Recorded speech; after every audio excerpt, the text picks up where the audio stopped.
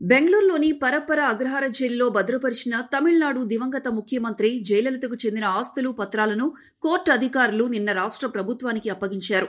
వీటిలో 10,000 చీరలు, 750 జతల పాదరక్షలు, 27 కిలోల బంగారం, వజ్రాభరణాలు, రత్నాలు, 601 కిలోల వెండి వస్తువులు, 1672 ఎకరాల వ్యవసాయ భూమికి సంబంధించిన పత్రాలు, నివాసాలకు సంబంధించిన దస్తావేజులు, 8,376 పుస్తకాలు ఉన్నాయి.